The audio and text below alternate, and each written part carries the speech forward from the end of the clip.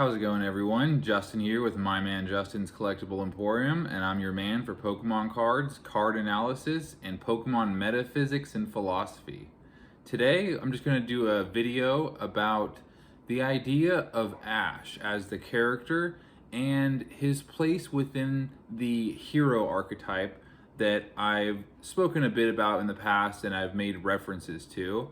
And I'm just going to talk about the kind of historical and theoretical underpinnings that place Ash in this hero archetype that allows us to connect with it, have affinities for it, and then even emulate these behaviors and characteristics in our own life.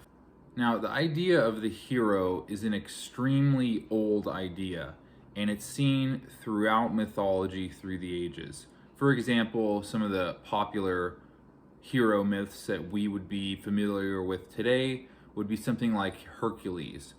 So people like that. It's a great example of a person who emerges within society to confront some type of social ill or issue or evil, and the hero confronts it and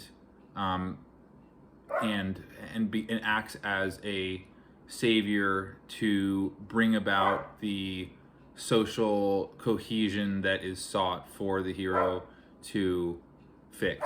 Now, this idea of a hero is an extremely ancient idea within mythologies. A great example that we would all be familiar with would be the hero type of Hercules, who is someone that rises up to an occasion within a society to deal with some type of social ill and face it so that the society as a whole can flourish to a greater extent, and that hero is the locus of the change. He is recognized as the one that confronted a specific problem head on, and by confronting that problem and overcoming it, a greater society group of people around him were also able to have some type of benefit. So I think that's a good example of the hero type that we see in mythology. So what we see in Ash is another hero type.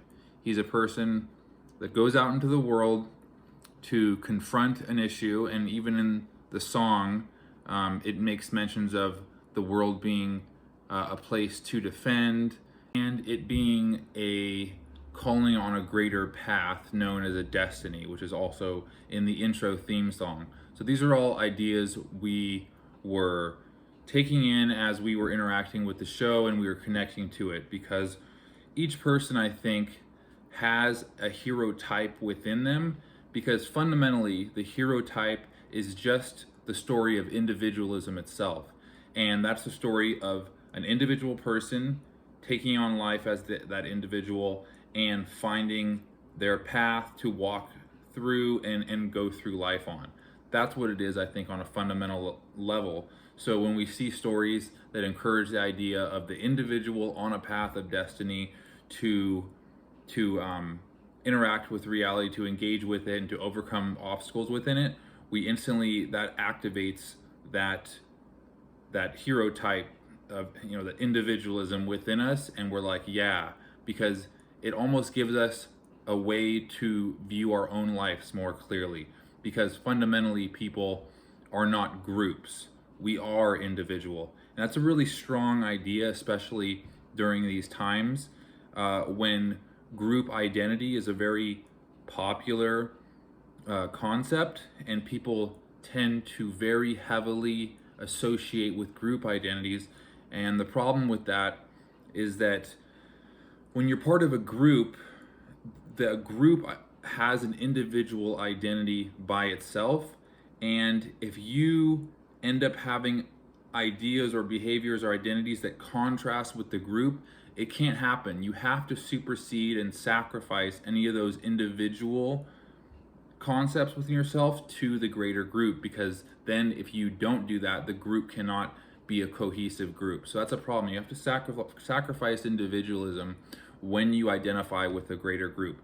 And groups can be racial, gender, sexual, religious. There's many ways to create group identities. You might even say that there could be an infinite amount of ways to identify with a group. This is something I was introduced with very heavily at UC Berkeley. UC Berkeley called it identity politics, and really what that meant was race politics, and it encouraged people to group within races of people that they thought looked like them and use their group power and cohesion to gain in power. And this is an idea I'm really against, because I'm more toward the idea of the hero. So we'll go back to that with the idea of Ash being on the hero archetype, on the path of individual destiny, where you as an individual must form your identity, make your opinions, make your worldviews, adapt, move forward, and overcome challenges. That's the story of the hero. So now I just want to talk about the kind of theoretical underpinnings that coincide with the idea of the hero individual, and that's the idea of logos.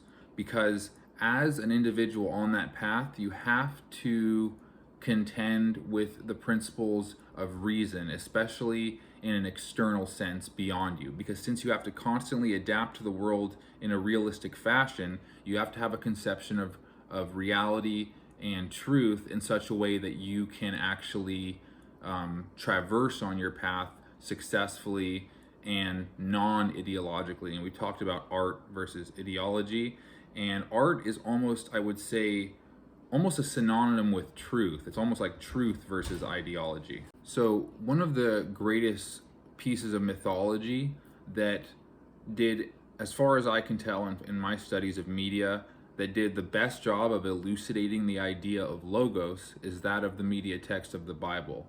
And in the Bible, there's an idea of logos throughout the entire story, the entire narrative from the beginning to the end. And one phrase, for example, in the beginning was the Logos, and the Logos was with God, and the Logos was God. This basically refers to the idea that there was a concept, this hero story, the story of the individual going through life with reason. They are posing the idea that it existed from all eternity, and it's something that always will exist. It's a really interesting idea. There's been no other elucidation of the idea of the Logos in the way that has been in the Bible, which is very interesting.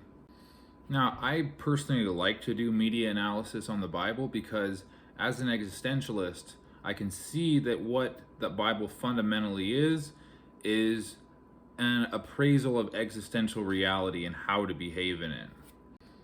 One of the main stories throughout it is the idea of individuals with a conception of logos itself, which is transcendent reason, or the combination of thought and action carried out and manifest in reality in such a way that they orientate themselves individually toward transcendent reason or truth, or this idea of logos, the transcendent truth that exists from eternity to end, and they orientate themselves toward this existentially and move forward on the path. And it's always individually, and that is this kind of idea that's carried throughout.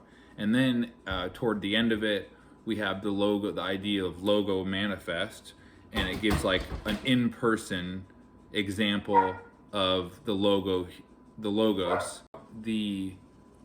The biblical idea of logos versus a story of Hercules, for example, is that the story of Hercules gives a kind of external representation of a hero and how it would look, while the biblical text gives an example of logos in a different way, such that the idea can be integrated into an individual, and that the idea, and it gives a source of the idea being something eternal and as something made manifest.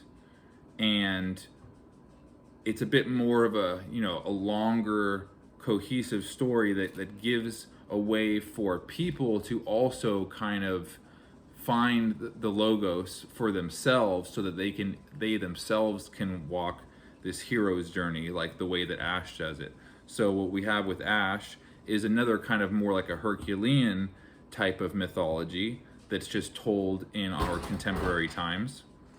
This is just basically my theory of another reason why the Pokemon phenomenon has been so successful within culture, because I think what it does is it captures our attention with these ideas of individualism and logos, which I think everyone has intrinsic within them. It's just not made manifest to a full extent. And the story of Ash in itself reminds us of that, I think. And then it just depends on where we want to take it from there. But I hope you enjoyed that. I hope it made you think a little bit and give you a broader idea of this idea of logos and individualism, and how you can also use it within your life to find your own path as an individual to better existentially orient yourself within reality as it exists. So that's just my own little analysis. Hope you enjoyed it, and I will see you all on the next broadcast.